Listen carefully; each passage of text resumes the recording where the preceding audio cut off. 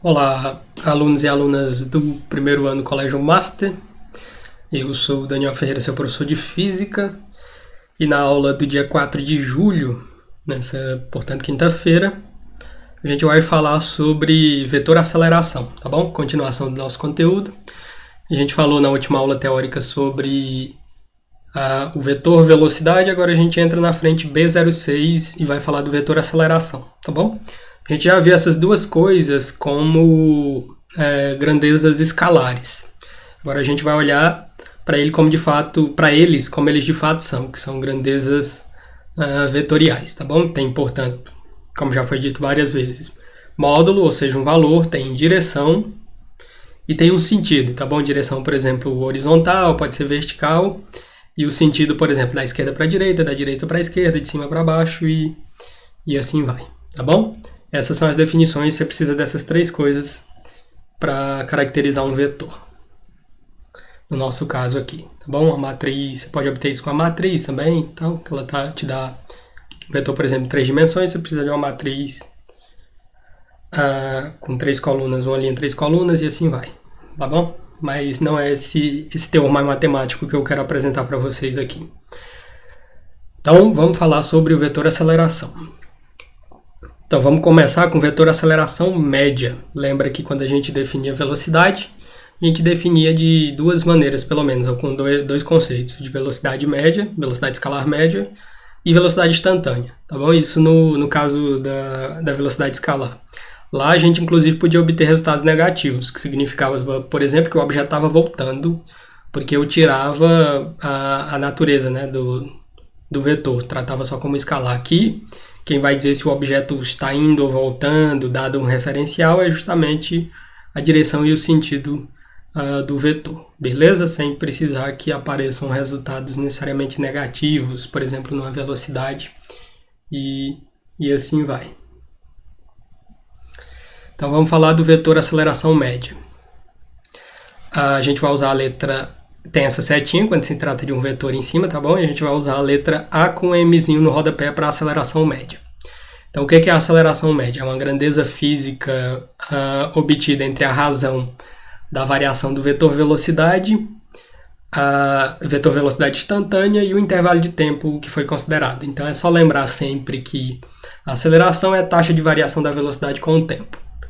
Lembra também que velocidade era a taxa de variação do espaço com o tempo, tá bom? Só que aqui a gente vai usar o conceito que a gente aprendeu na aula anterior, que é do vetor velocidade. Então vai ser a variação do vetor velocidade instantânea, no caso da instantânea, dividido pela variação do tempo que está envolvido ali. Lembrando que o vetor ΔV representa V2 menos V1, esse ΔV aqui, tá bom? Vetor velocidade instantânea e final menos vetor velocidade instantânea inicial, V1. Então, esse vetor ΔV representa a variação da velocidade vetorial entre dois instantes de tempo, como está ilustrado aqui na figura. Suponha que você tem um objeto que está descrevendo um movimento nessa trajetória, e nesse instante aqui ele tem velocidade V1, depois ele tem uma velocidade V2, tá bom? O ΔV vai ser justamente a variação um menos o outro, aqui final menos inicial, para você descobrir esse ΔV. E o tempo que o objeto levou para ir dali até ali, tá bom? É o seu ΔT. Observe que não é uma subtração comum, tá bom? Aqui vai ficando talvez mais abstrato, porque esse sinal de menos não significa que você vai só operar como se fosse números aqui, não seria 4 menos 2, por exemplo, daria os 2, não é só isso, trata-se de subtração vetorial. E isso a gente viu no início do nosso semestre, quando a gente estava estudando ainda na escola antes da pandemia, antes do início da quarentena, a gente estudou vetores. Então a gente viu como é que eu opero com vetores, como é que eu somo, como é que eu vou subtrair, vetores e etc. A gente aprendeu essas regras lá. E está no material de vocês também para eventuais revisões. Então observe que não é uma subtração comum, é uma subtração vetorial. Então você vai ter assim, um vetor, você vai colocar um vetorzinho junto com o outro, tá bom? As pontas dos vetores, e jogar menos em um deles, tá bom? Que você vai estar subtraindo. Então V2 menos o V1, menos esse aqui ele só vai virar, ele vai apontar para cá, quando eu multiplico ele por menos, por isso está menos V1 aqui, ó. E ele mudou o sentido, certo? Então a soma desses dois vetores sai pela regra do paralelograma. Você traça uma reta paralela ali, outra ali. O resultante é esse aqui, ó, ΔV, tá bom? A subtração desses dois vetores dá esse vetor vermelho aqui. Aí tem algumas peculiaridades que podem ser observadas que podem te ajudar nas contas aí, ó. Então o que acontece? Para você calcular o módulo desse ΔV, ou seja, para descobrir o valor, você tem que analisar aquele ângulo ali, ó, que está entre os dois vetores, certo? Quando você junta as duas pontinhas, coloca menos em um, ele vai virar, multiplica um por menos, ele vira, certo? Ó, a setinha vai para ali, puf. Então você tem que descobrir esse ângulo aqui, ó. Dá para fazer algumas coisas sabendo aquele ângulo ali. Então o que acontece? Se o ângulo entre os dois vetores for zero, significa que eles são assim paralelos, ou tá um para cada lado. Não, 0 graus é paralelos. Um para cada lado vai ser 180 graus, que é o outro caso. Então, ó, se o θ, que é o ângulo aqui, ó, entre os dois vetores, for zero, a subtração vetorial se transforma numa subtração comum, tá bom? Então basta você pegar os módulos. Essas duas barrinhas significam módulo. É só você pegar o valor absoluto, ou seja, o número. Por exemplo, esse aqui valia 4 e esse 2. Então 4 menos 2 vai dar 2. Esse é o módulo da variação dos vetores. Então, se o ângulo entre os vetores for zero, isso se reduz a uma subtração normal, uma operação matemática normal. Agora, se o ângulo entre os dois vetores for de 180 graus, assim, ó, vai estar assim, e não eles paralelos, vai estar um para cada lado, então o ângulo aqui de abertura vai ser 180 graus, a subtração se transforma numa soma comum. Isso vai virar uma soma, tá bom? E depois a gente pode demonstrar essas coisas aqui com não muita dificuldade, porque aqui isso vai virar uma soma, isso vira uma subtração e assim vai. Tá bom? Mas por enquanto você internalizando isso já ajuda como uma informação. É melhor quando a gente demonstra, mas vamos indo aqui conforme o livro faz. De novo, então se o ângulo for de 180 graus, a subtração vetorial se transforma numa soma comum. Beleza? Então fique atento. Se os vetores estiverem assim, basta você somar os dois vetores e você obtém a sua variação. A variação daqueles dois. Vai ficar isso aqui. Agora, se o ângulo entre os vetores for de 90 graus, um tá assim, outro assim, ó, faz 90 graus entre eles, a resultante, se você fizer a regra do paralelogramo, você vai obter um triângulo retângulo aqui para você analisar. Portanto, sai por Pitágoras, teorema de Pitágoras. Então, a variação ao quadrado vai ser a soma dos outros dois vetores, ou seja, a variação vai ser a soma do vetor 1 com o vetor 2 ao quadrado. E no fim, você vai passar essa raiz para o outro lado, e ΔV vai ser a raiz disso aqui. Isso aqui a gente chama de teorema de Pitágoras. Então, esses três casos são casos particulares que te ajudam a resolver vários problemas, caso você se lembre sempre disso. Ângulo igual a zero, ângulo 180 e ângulo 90. Você tem três situações específicas. Aí você me pergunta, e aí? E quando não for essas situações de 0, 180 e 90? Aí você tem a lei dos cossenos para aplicar, tá bom? Então, ocorre que se o seu ângulo θ for maior que 0 graus, estiver acima de 0, e for menor que 180, a sua subtração vetorial se torna a lei dos cossenos. Nesse caso, está aqui a lei dos cossenos. Ela pode ser demonstrada também. Geralmente isso é feito na matemática, mas eventualmente posso mostrar para vocês. A lei dos cossenos vai nos dizer que a variação, ou seja, um vetor menos o outro, vai ser a soma a variação ao quadrado vai ser a soma dos dois vetores, mais duas vezes o produto, vezes o cosseno do ângulo entre esses vetores, por essa expressão aqui. Depois a gente vai aplicar em alguns exemplos para ficar mais claro. Tá bom? Então, o que acontece? Depois que a gente calcula o módulo da variação da velocidade, isso tudo foi para mostrar o que era esse ΔV aqui, tá bom? Ó, tudo isso foi para mostrar como é que eu calculo esse ΔV. Então, você tem três situações específicas: ângulo 0, ângulo 180 e ângulo 90 graus, e para um ângulo qualquer entre 0 e 180 você usa a lei dos cossenos, tá bom? Que é o quarto caso. Então tudo isso que foi falado é só para dizer como é que se calcula o ΔV com vetor, né? Delta variação do vetor velocidade. Então, depois que a gente calcula o módulo de ΔV, a gente pode calcular o módulo da aceleração vetorial média. Então eu posso descobrir o valor dessa aceleração vetorial média. usando essa expressão. O módulo da aceleração vai ser o módulo que você descobre com um daqueles 4 maneiras, dependendo do seu problema, dividido pela variação do tempo, tá bom? Então, o que acontece? Os vetores aceleração média e variação da velocidade são 2 vetores diferentes, que possuem a mesma direção e o mesmo sentido. São coisas diferentes, porém, possuem a mesma direção e mesmo sentido, tá bom? Isso é outra informação importante. Então, ali a gente mata, a priori, teoricamente, o conceito do vetor aceleração média, tá dada a equação dele vetorial e como é que eu calculo o módulo, ou seja, o seu valor, tá bom? Que é dado por aquela última expressão que mostrei. Agora, o vetor aceleração instantânea A. O que é isso? A aceleração instantânea é aquela que ocorre no instante, o nome já diz. Lembra do conceito de velocidade instantânea que a gente estudou. Velocidade instantânea é aquela que ocorre no instante, tá bom? Por exemplo, onde é que você tem um exemplo na natureza de velocidade instantânea? Na natureza não, no dia a dia. No velocímetro do carro, você está andando com alguém de carro, você olha para o velocímetro, está a 60.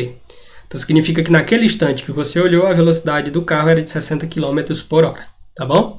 Então, ó, a aceleração vetorial instantânea, que é diferente da média, é, portanto, a aceleração vetorial média calculada em um intervalo de tempo muito pequeno, tá bom? Você está olhando para um intervalo muito específico e bem pequenininho. A gente diz que esse intervalo tende a zero, de tão pequeno que é. Matematicamente, a gente pode escrever dessa maneira. Esse tipo de coisa, limite, isso aqui a gente chama de limite na matemática. Vocês vão ver na universidade, quem for para as áreas de engenharia, exata e até em biológicas, vai ter que fazer cálculo. E lá no cálculo eles começam justamente fazendo algumas revisões matemáticas e depois entram em limite, para você analisar taxas de variação com derivada, depois derivada, e integrações e assim vai. Tá bom? Mas abstrato e matematicamente, a aceleração instantânea é um limite de quando ΔT tende a zero da variação do vetor velocidade instantânea dividido pela variação do tempo. Tá bom? Não se preocupe com essa fórmula, você só vai usá-la, não vai usá-la por enquanto. Então não se preocupe com isso, só na universidade, como eu disse. Para calcular o módulo, a direção e o sentido do vetor aceleração instantânea, primeiro a gente precisa analisar que movimento a gente está estudando, tá bom? Que tipo de movimento se trata. Então vamos olhar cada situação para ver em quais situações eu calcularia o vetor aceleração instantânea. Então, no caso de um movimento retilíneo uniforme, a MRU, é aquele movimento em que eu não tenho aceleração, né? Então, pronto. Ó. Nessa situação, o vetor aceleração é nulo, porque o vetor velocidade é constante em módulo direção e sentido, tá bom? Então, como a velocidade não varia, isso significa que eu não tenho aceleração. Então, o MRU é aquele movimento sem aceleração. O segundo tipo de movimento que a gente já estudou é o movimento retilíneo uniformemente variado. Aparece essa palavra variado aqui. Nesse aqui eu já tenho a aceleração, tá bom? Então, nessa situação, o vetor aceleração recebe o nome de vetor aceleração tangencial, AT, tendo a mesma direção do vetor velocidade instantânea. Então, ele tem a mesma direção do vetor velocidade instantânea e passa a ser uma tal de aceleração tangencial, tá bom? O módulo do vetor aceleração tangencial é igual ao módulo do vetor aceleração escalar. Então, se você quiser calcular os módulos, dá para calcular pelo módulo da aceleração escalar. Tendo, portanto, o mesmo sentido do vetor velocidade, se o movimento for acelerado, e o sentido contrário se o movimento for retardado, tá bom? Aqui está ilustrado. O movimento acelerado é esse aqui, onde a aceleração tangencial e o vetor velocidade estão na mesma direção em sentido, ou no mesmo sentido, melhor dizendo, a direção já é a mesma. Então, no mesmo sentido, por exemplo, aqui da esquerda para a direita, os dois vetores, e vai ter sentido contrário se tratar de um movimento retardado. O movimento retardado é aquele que é a desaceleração. Por exemplo, nessa segunda figura aqui, você tem um movimento desacelerado, porque a aceleração está contrária a esse vetor velocidade. Isso significa que essa velocidade vai diminuindo, tá bom? Porque você está desacelerando esse objeto aí que está em movimento. Beleza.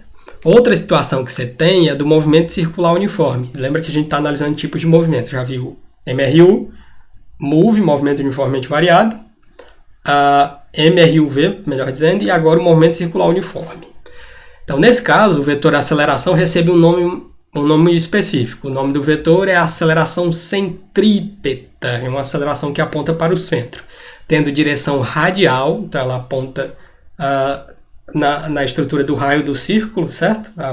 Sempre numa direção radial, podendo, se fosse uma aceleração centrífuga fugindo, mas nesse caso é uma aceleração centrípeta, então aponta para o centro. Então a direção é radial e o sentido é apontando para o centro da circunferência do tal movimento circular que o objeto descreve. O módulo do vetor aceleração centrípeta ou radial, pode ser chamado assim também, ou normal, também pode ser chamado assim, é calculado por meio dessa expressão aqui. Ó. Então, o módulo da aceleração centrípeta é a velocidade ao quadrado dividido pelo raio da circunferência, tá bom? Então, você basta ter a velocidade ao quadrado, onde essa velocidade é o módulo da velocidade escalar, instantânea, tá bom?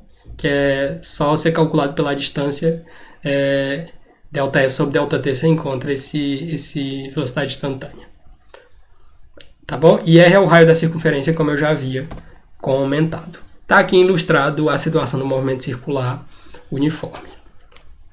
Então, uma característica que ele faz um ângulo aqui específico com vetor velocidade, com esse vetor velocidade tangencial, e a aceleração centrípeta aponta sempre para o centro, tem direção radial, tá bom? Então, significa que no ponto específico ali da superfície do círculo, essa aceleração faz 90 graus, sempre, em qualquer ponto que você quiser aqui, tá bom? E aponta sempre para o centro. Ó, por exemplo, nesse ponto aqui, ponto 1, aceleração centrípeta 1. Ponto 2, aceleração centrípeta 2, apontando sempre para o centro. Esses três vetores em vermelho, ó, os vetores V1, vetor V2 e vetor V3, são diferentes. Esses daqui já vão mudando. Porque possuem direções diferentes, mas têm o mesmo módulo. Apesar de terem o mesmo módulo, por se tratar de um movimento circular uniforme, porém os seus sentidos vão mudando, tá bom? Então possui direções diferentes, mas tem o mesmo módulo, certo? Então esses vetores A, aceleração centrípeta 1, aceleração centrípeta 2 e 3, também vão ser diferentes, cada um vai ser diferente um do outro. Mas possuem também o mesmo módulo. Se você for calcular o valor numérico, você vai ter o mesmo número, tanto para esses vetores de velocidade terão o mesmo número entre si, e o módulo das acelerações centrípetas também, tá bom? Terão o mesmo módulo. Então, o que está afirmado aqui, o módulo deles é igual. Isso também você pode concluir que o módulo das acelerações centrípetas, nesses três casos ali, são iguais também. Os módulos, muda apenas direção e sentido. No caso da velocidade. Ainda existe uma outra situação no movimento circular, que é o chamado movimento, como se fosse próximo de um movimento circular, movimento curvilíneo uniformemente variado. É quando a velocidade, o modo da velocidade de giro não é constante, ela varia. Então, nesse caso, a gente tem uma aceleração centrípeta e também uma aceleração tangencial. Você vai ter uma centrípeta apontando para o centro, aqui está em verde, uma aceleração tangencial, que é tangente ao ponto que você escolhe, e o vetor aceleração instantânea é justamente o vetor resultante da soma desses dois vetores aqui, tá bom? Como os vetores de aceleração tangencial e aceleração centrípeta são perpendiculares, você pode escrever que o vetor A, que é a aceleração instantânea, é justamente a soma, o vetor, né? O vetor aceleração é a soma dos outros dois vetores, a aceleração centrípeta e a aceleração tangencial. Quando vamos determinar qualquer vetor, a gente precisa determinar primeiro três coisas: módulo, direção e sentido, certo? Como é que eu determino o módulo do vetor aceleração instantânea no caso de um movimento curvilíneo uniformemente variado, um MCUV? Então, o módulo sai por teorema de Pitágoras, porque AT e AC fazem 90 graus, então basta você fazer um Pitágoras aqui, que você descobre o módulo, joga esse expoente para o outro lado, vai virar raiz, o inverso da potência, você vai descobrir esse vetor aceleração. A direção e o sentido é diagonal ao retângulo, tá bom? Conforme a figura indica. Certo? Na diagonal do retângulo aqui do paralelogramo formado, que você fez um retângulo aqui, ó, com os dois vetores e essas linhas pontilhadas. Então, a direção e o sentido é na diagonal do retângulo aqui, ó, tá bom? É isso que ele está querendo dizer. Então, resumindo, a gente pode colocar isso num resumo sobre aceleração. Então, tudo que a gente foi falado aqui, abstrato, etc., pode ser resumido nesse único slide aqui. Ó. Então, com relação aos movimentos, se trata-se de um movimento retilíneo uniformemente variado, o vetor aceleração é zero e o seu módulo também, tá bom? Porque se trata de um movimento sem variação de velocidade. Quem faz a velocidade variar é a aceleração. Se trata-se de um movimento retilíneo uniformemente variado, aí a aceleração vai ser igual à aceleração tangencial. E os módulos também serão iguais, tá bom? O módulo de A vai ser igual ao modo da aceleração tangencial, que vai ser igual ao modo da aceleração. Isso aqui é instantânea. No caso de um movimento circular uniforme, então a sua aceleração, o vetor de aceleração instantânea vai ser igual ao vetor de aceleração centrípeta, aquela que aponta para o centro. E o módulo pode ser calculado por v² sobre r, onde r é o raio da circunferência feita por esse movimento. No caso de um movimento curvilíneo uniformemente variado, aí vetorialmente você vai ter que o vetor de aceleração instantânea vai ser o vetor de aceleração centrípeta mais o vetor de aceleração tangencial. E o módulo pode ser calculado pelo teorema de Pitágoras, já que esses dois vetores fazem 90 graus entre si. Tá bom? Uma aula bastante matemática e engessada, mas eu trouxe aqui um exemplo. O exemplo está lá no material de vocês, no livro.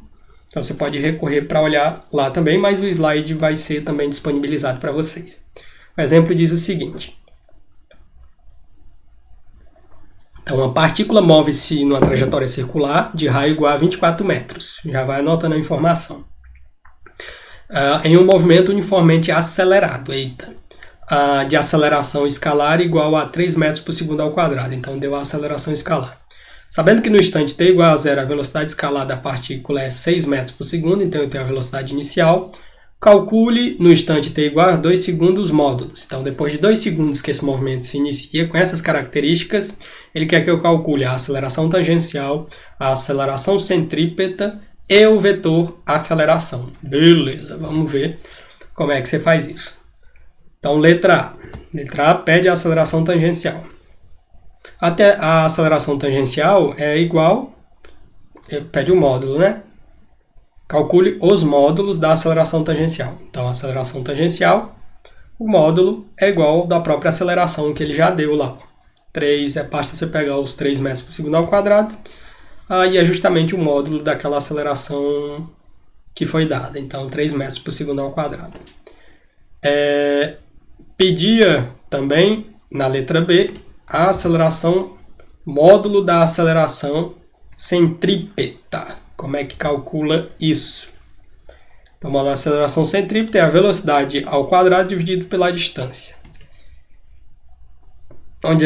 Dividido pelo raio. Ocorre, no entanto, como se trata de um movimento que tem variação, portanto aceleração, que essa velocidade pode ser calculada por aqui, ó, a equação lá do V e a avó atrás do toco, ou da equação da velocidade do movimento retilíneo uniformemente variado. Então ocorre que a velocidade, que é essa que você precisa calcular aqui, é a velocidade inicial mais a aceleração vezes tempo. Essa velocidade inicial ele deu e a aceleração você tem, pronto. Ó. Então a sua velocidade vai ser 6 mais 3 vezes o tempo, que ele quer saber após 2 segundos. Então 3 vezes 2, 6, mais 6, lembra que tem que resolver primeiro a multiplicação.